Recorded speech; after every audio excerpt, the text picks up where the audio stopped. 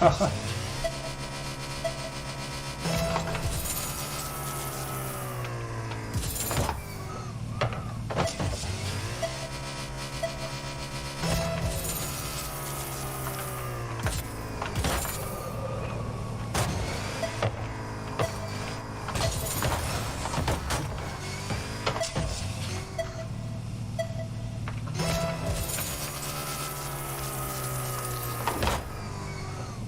gonna got that bitch, boy.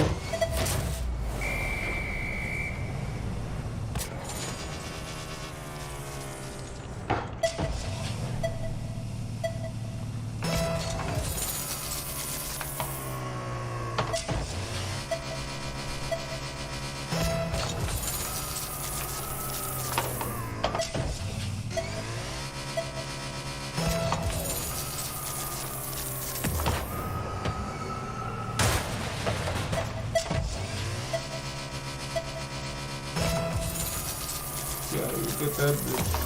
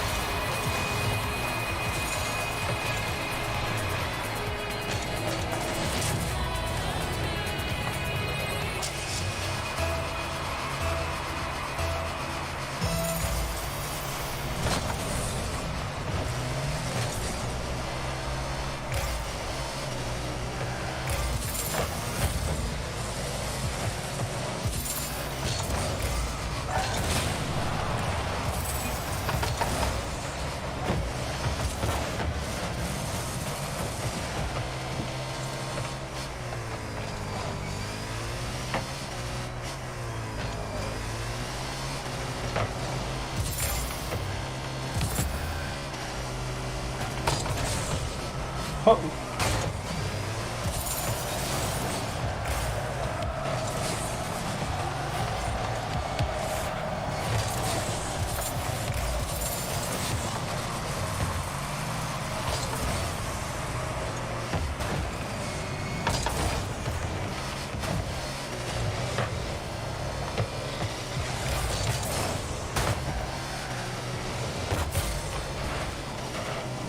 the fuck?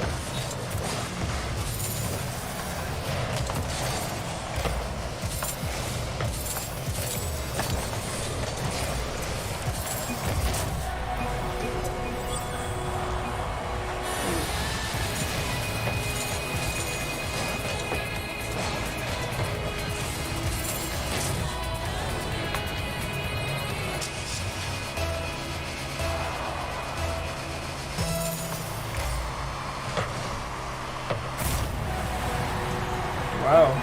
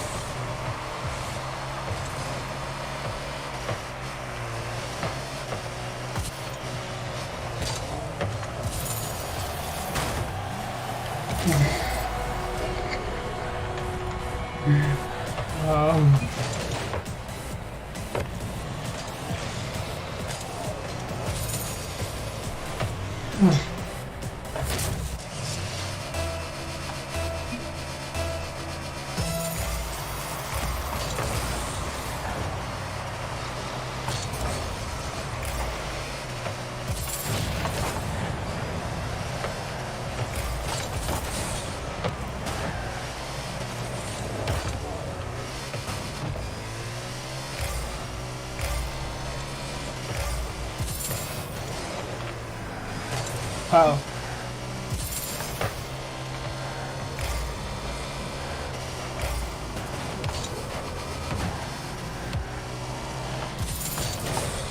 Wow, bro. Wow, bro. Shit was wicked, bro.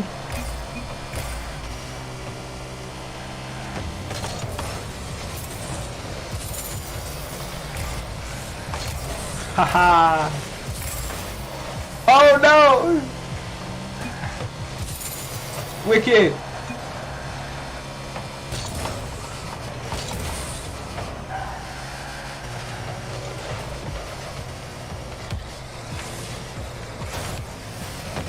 Damn, there was only one way to do it and I fucked it up.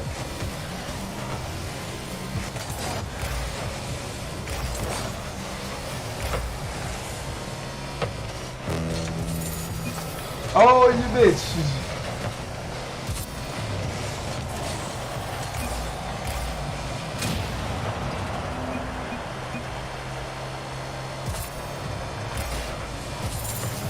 Shit.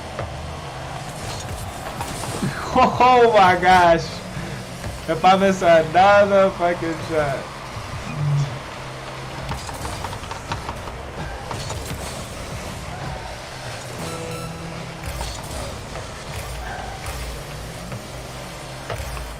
What the fuck?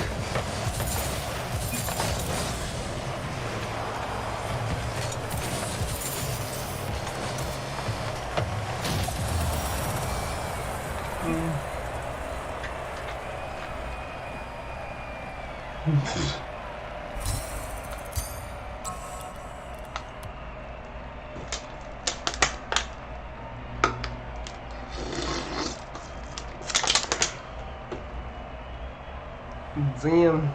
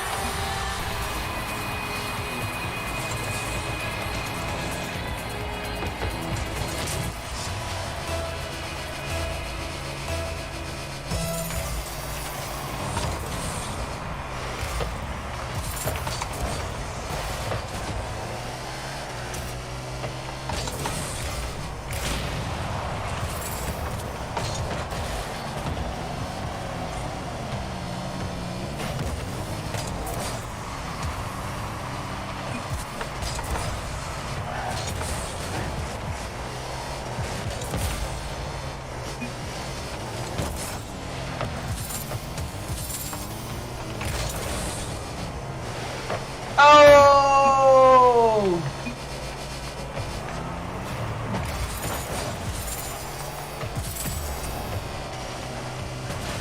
Oh, fuck.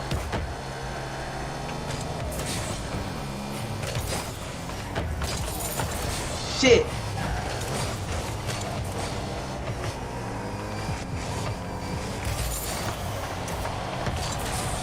Fuck.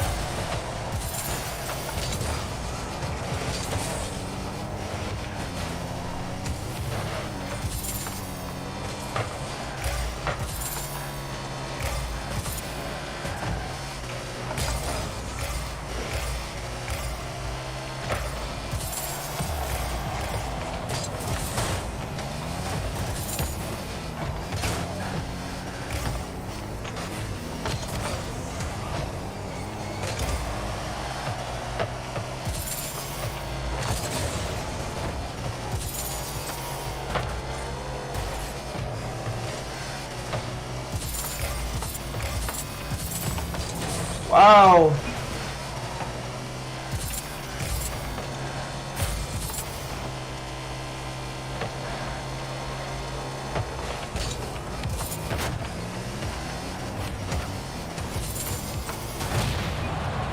Fuck.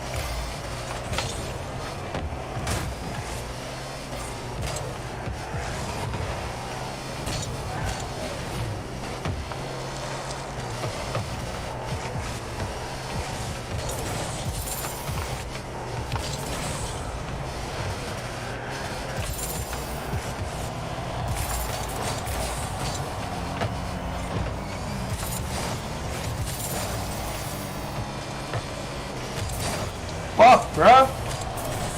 Fuck, bruh.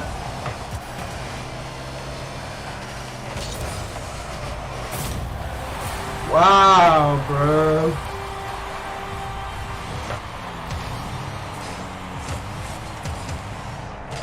This nigga trolling too much, bro. He fucking tweaking, dog. Wonder why last match we kept running into each other, bro.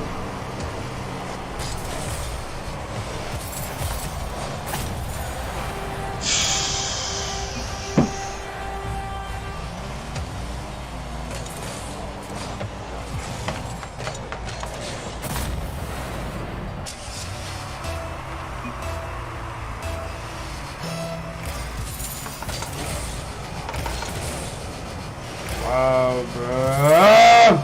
This nigga fucking agitating me, bro. This nigga trash, bro.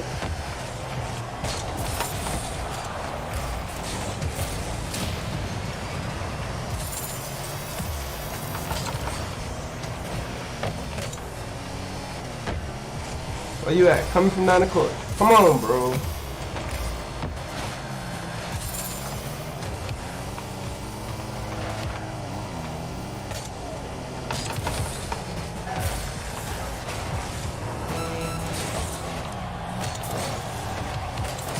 This so lame ass nigga, bro. This nigga lame as fuck, dog.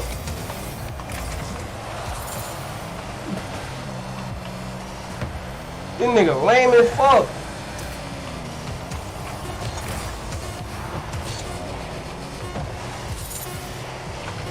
This nigga lame as fuck, cuz.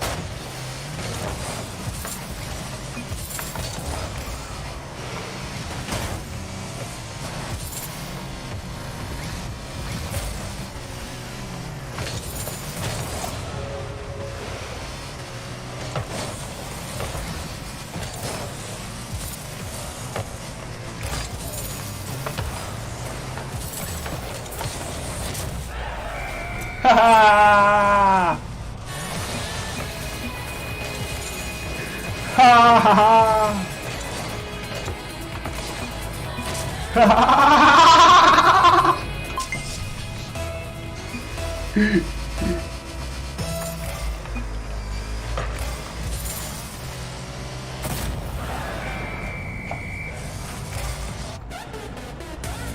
I hit some ultimate shit on them boys, no cap.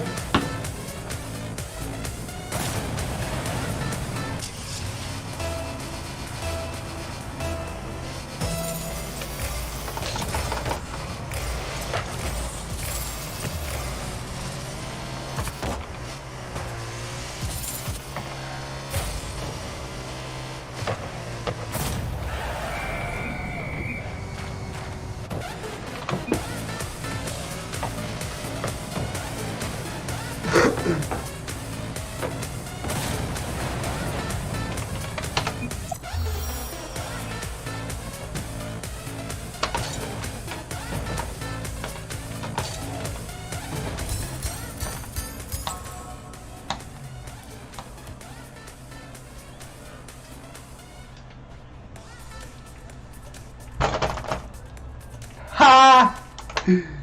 Cause you scrape the flow with these guys, bruh. That's what we do. Okay? Ha! Okay?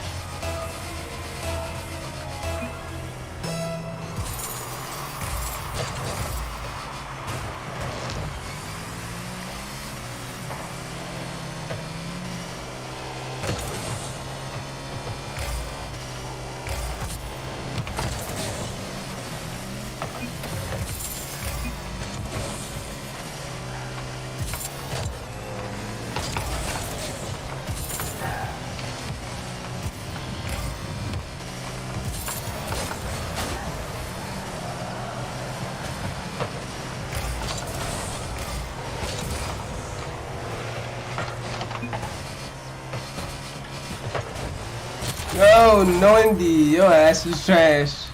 I'm fucking talking about OT, nigga just smashed that ass. Why they even put me in a game like that, Brody, with no teammate? But no teammate. This teammate's fucking fly as hell. Fucking fly as hell. He got it with the first one, but like, you know, when the nigga I know with myself, brody.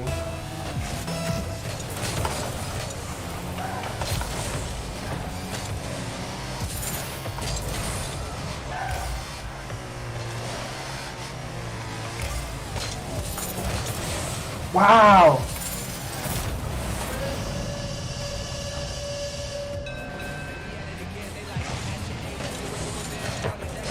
I wasn't lined up right.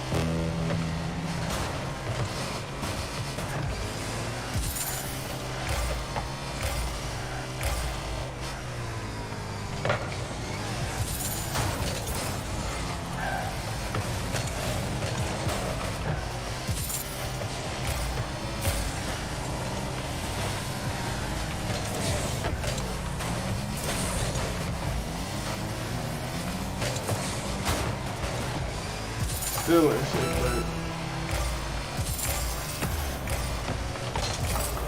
Oh!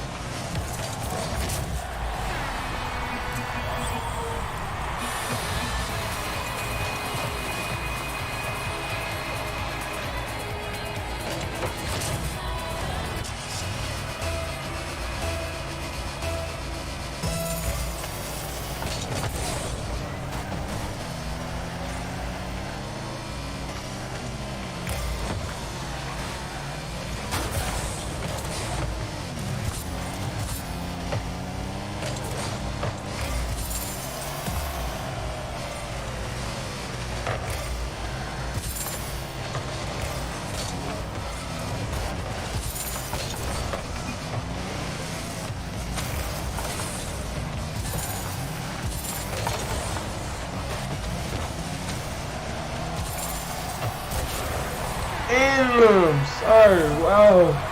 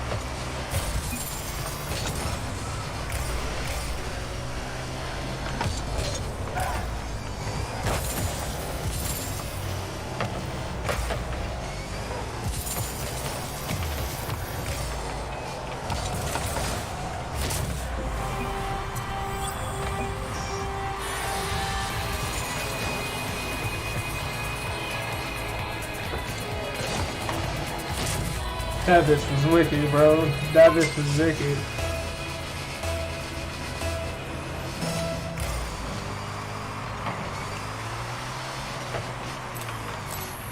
Oh shit.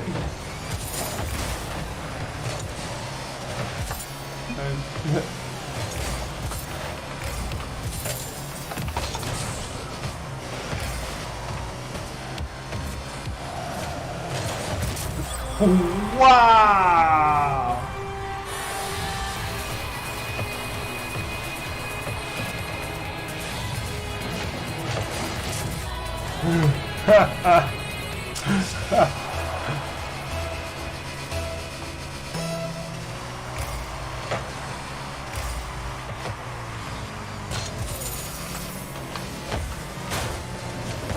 Lucky I let my hands go.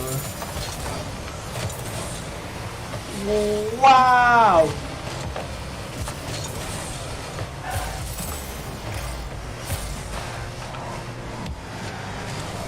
Ah! Close one! Close one! Let me show you how to bust that bitch. Ah!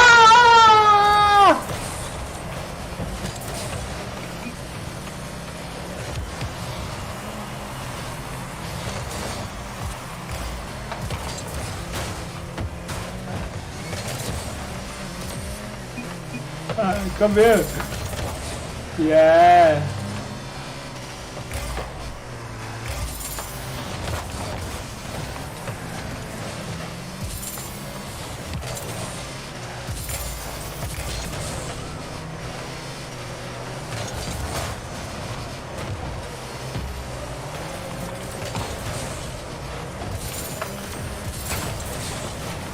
Ha ha ha ha ha. No! No! No!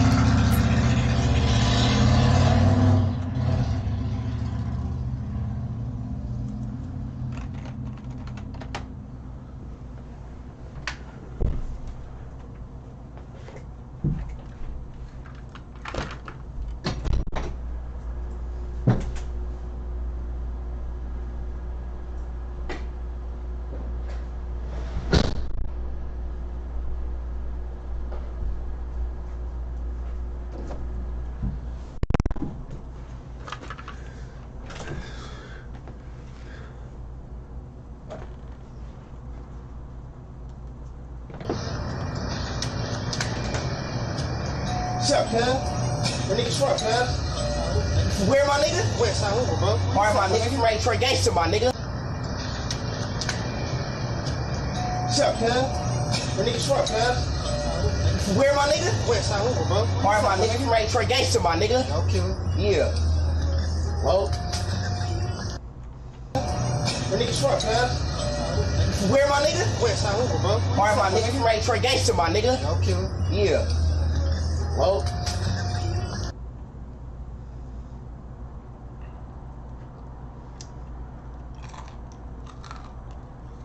Introducing Michelob Ultra Organic Seltzer. It's made with real fruit juice and is USDA certified organic. It's a cut.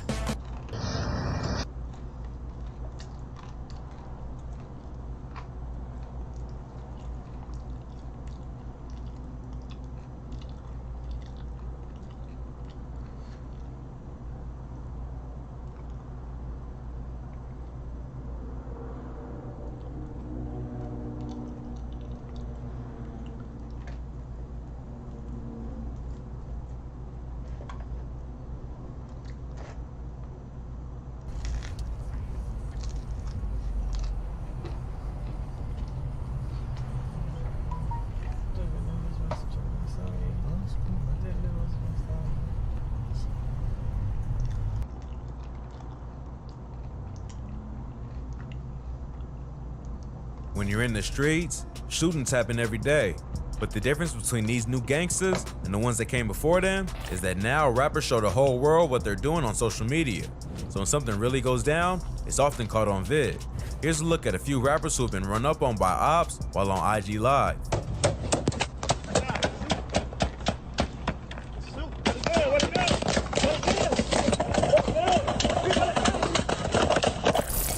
Snap Dogg. Snap Dogg is a rapper from Detroit, Michigan, known for tracks like Pull Up and My Story. The rapper blew up in the late 2010s from video clips that showed his real life in the streets of Detroit, including a video where he got into a shootout with ops on IG Live. Growing up, the rapper got involved in a drug game to help his mom after his dad went to prison. His father was a well-known drug dealer in the city who had a crew called 4 Spot Boys and at one point was making $15K a day. The rapper also had a twin brother who was shot and killed by a retired cop after an attempted home invasion. When he was 17, Snap Dogg got locked up and was facing 25 years, but eventually beat the case. So, after the death of his brother and almost being locked up, the rapper decided to start taking music more seriously. Snap Dogg was inspired by Chicago artists like Chief Keef and Lil Durk and started making his own Detroit version of drill music. The music ended up taking off, and Chief Keef was one of the first artists to reach out to him. He ended up signing to the rapper's Glow Gang label and stayed with him in LA for about a year. Part of what helped Snap Dogg's music take off was the viral videos he uploaded that showed him going crazy in the streets. The first one was a video shoot where the rapper popped out of a car and shot real guns. The video shows Snap Dogg roll up in a car, pop out, and scream before letting off 4 shots.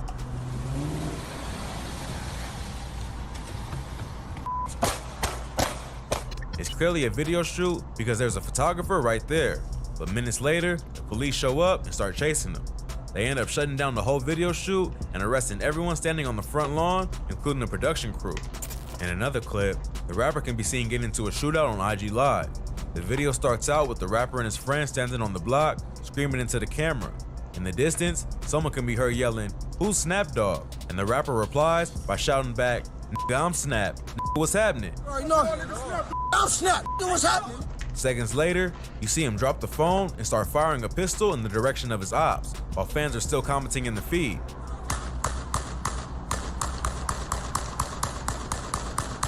These viral clips helped attract people's attention to the rapper's music, but he later admitted that it got a bit out of hand. I want a degree but still need to work. Lucky I found WGU.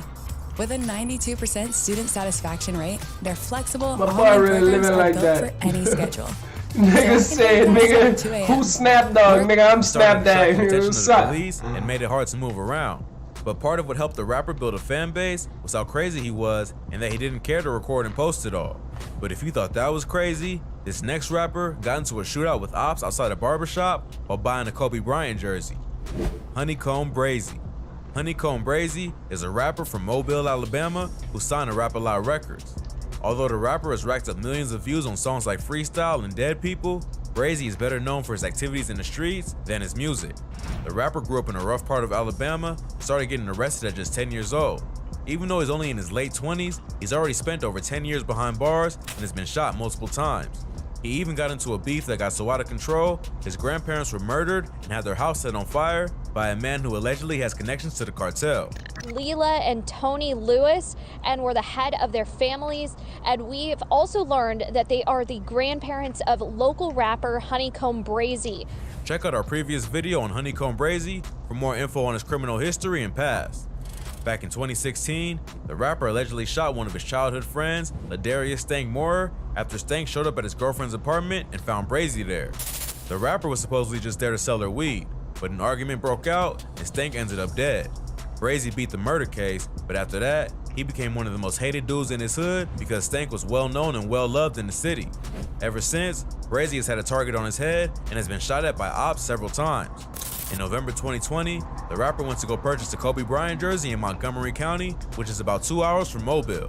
Brazy was sitting in a parked car outside a barbershop with his homies, showing off his new purchase to fans on IG Live, when suddenly, gunshots start going off. The screen goes black, and you can hear more shots going off in the background.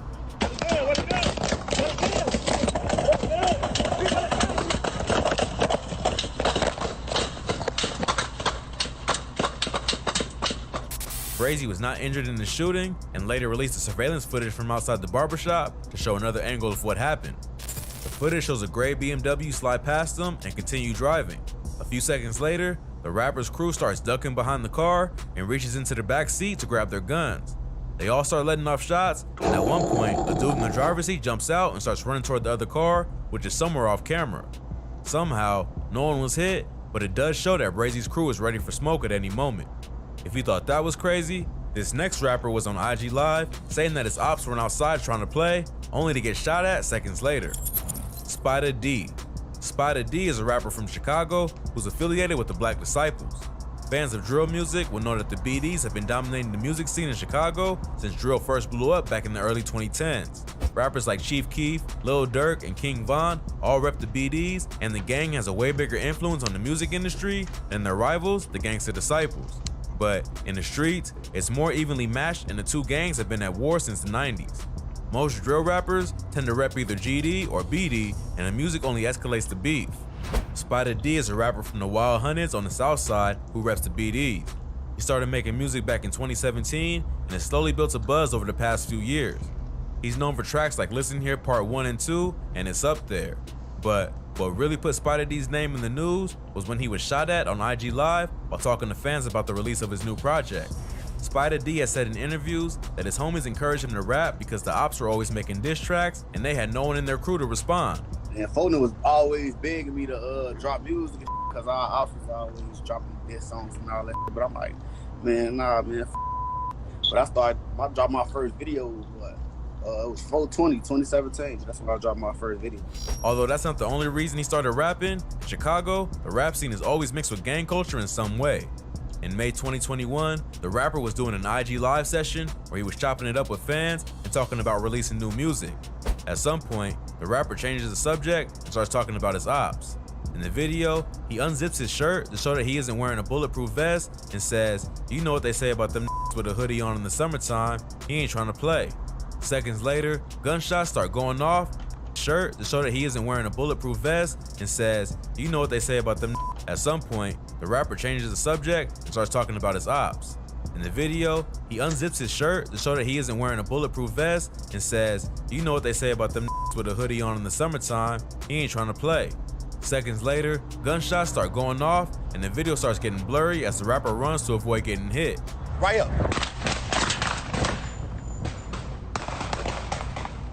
As he's running away, you can see that he also has a gun in his hand. According to internet rumors, before getting shot at, Spider D dissed a dude by the name of G-Ski from a GD set called Lick Gang, who was recently killed. It's not clear if that's the reason that his ops decided to pull up on him at that moment, or if they just happened to get the drop. Either way, they were coming that can be instant, and you can be dissing your ops 1 minute, then running for your life. Indian Red Boy for an IFG South Central LA. That was shot and killed inside this car. And he allegedly left. He never missed any.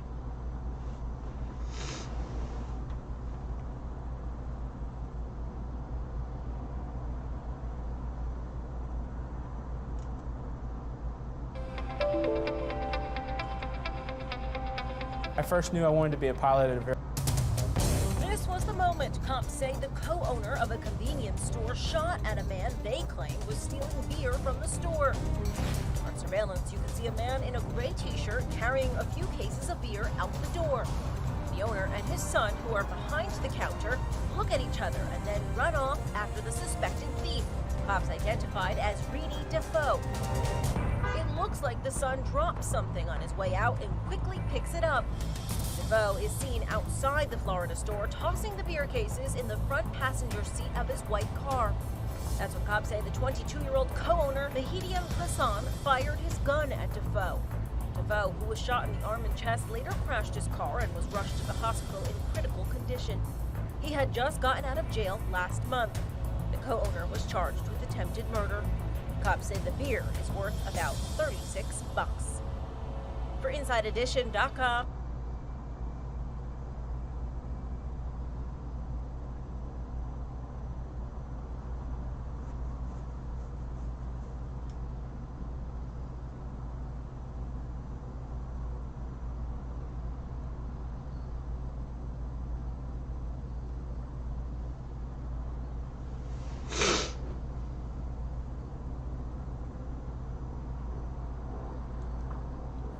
Man, what's up, everybody? Guns. A closer look revealing both guns had extended magazines.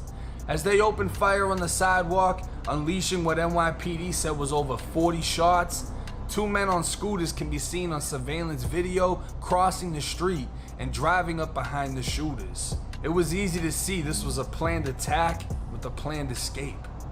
According to witnesses, the shooters targeted the men outside of the barber shop, three of which NYPD have identified as members of the Trinitarios, a Hispanic gang primarily made up of Dominicans that was responsible for the 2018 murder of 15-year-old Junior, who was chased into a Bronx bodega, dragged out, stabbed and slashed with knives and machetes, and eventually bled to death after a case of mistaken identity. But in this case, it was the Trinitarios who were targeted and innocent bystanders who were victimized. After over 40 shots were sent down the sidewalk, a total of 10 people were hit, ranging from 19 to 72 years old. 8 men and 2 women laid bleeding. A 50-year-old man shot by his knee, a 72-year-old woman in the leg, a 40-year-old woman in the foot, a 39-year-old man in the right leg, and a 19-year-old man in the ear. The most seriously wounded was a 21-year-old who suffered a gunshot wound to the stomach. He's believed to be one of the 3 Trinitarios that was shot. The scooters tailed behind the shooters on camera before the men jumped on the back and the drivers rode off. It took less than 30 seconds and they were gone, the gun smoke clearing as 911 calls went out. All 10 gunshot victims were transported to nearby hospitals, and it's being reported they're all expected to survive, but that wasn't even the end of a violent, bloody night.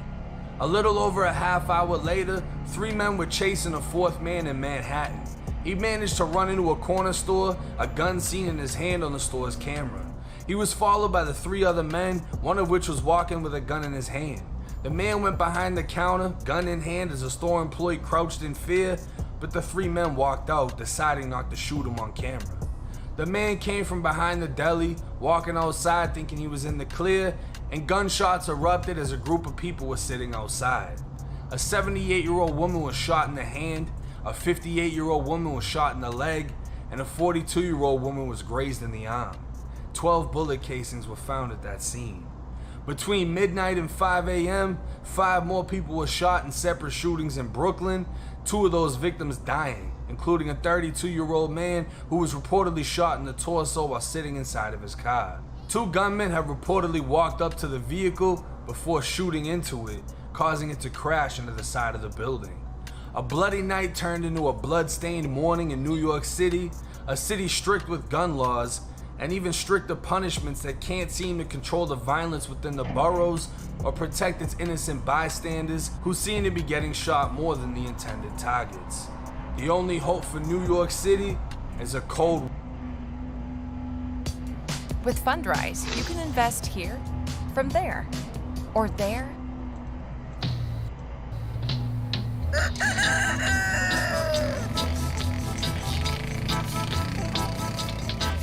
Yeah, see you later.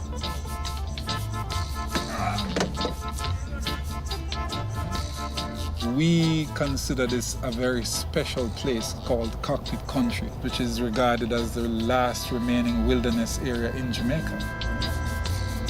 We have been occupying here as free people, developing, sustaining our livelihoods, nesting ourselves within the landscape, living with nature. And therefore, we are going to stand resolute in protecting it.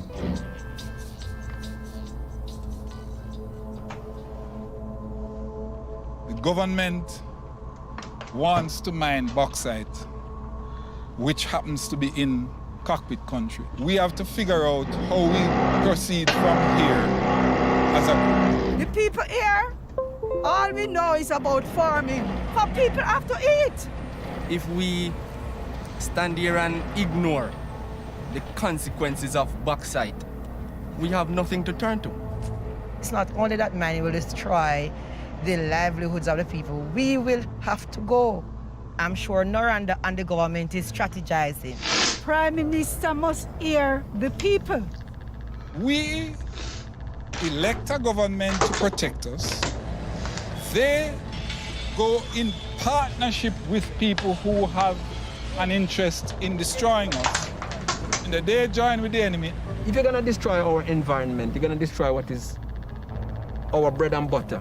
How do we stop your bread and butter? How do we slow you down? We must look at this as a united front. We have to think and see who here are the greatest losers overall. Is it gonna be us, or the government, or Noranda?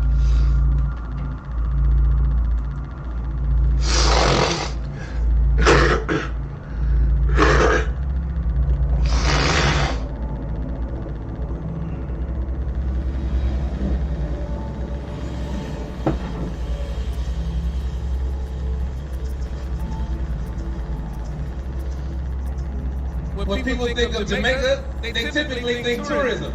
But there's another huge part of the economy, and that's bauxite mining, which is where aluminum comes from. Mining has been happening here for decades, but it's taking a toll on the land and the people. We're right across the street from a bauxite export facility, and we're here in the community to see what people think about it.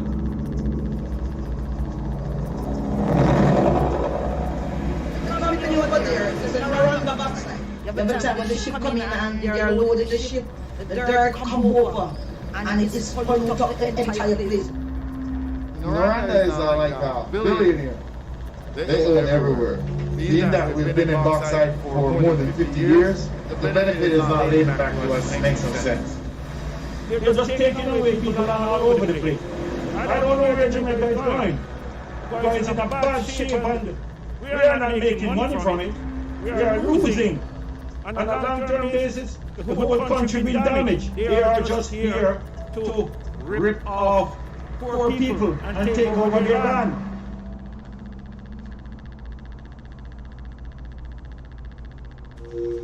Here's a lovely young lady planning her vacation to Jamaica. Yes, Jamaica is a perfect vacation spot. But Jamaica now is doubly important. Important to the whole free world. Because here has been discovered bauxite, the ore from which aluminum is made.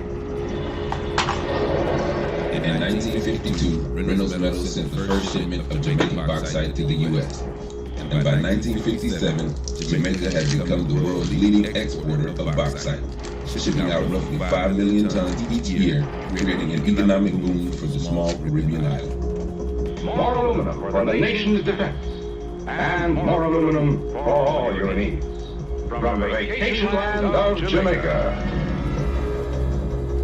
Today, the bauxite industry has shrunk to less than 3% of Jamaica's economy, providing less than 5,000 jobs.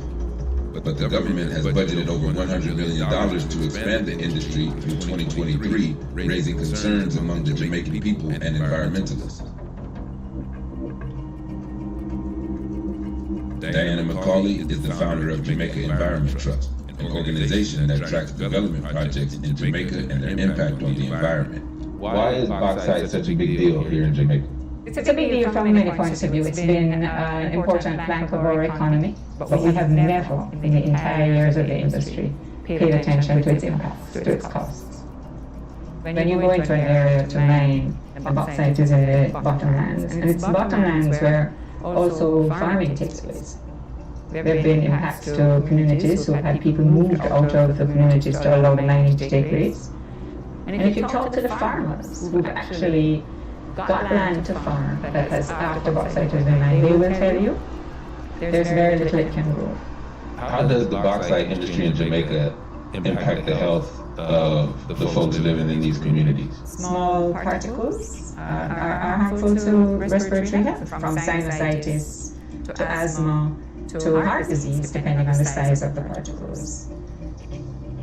Who is it that you're going to sacrifice? Which people are the ones that you're going to tell, look, you have to have the poor public health and your livelihoods disrupted and your landscape around you and your families moved out?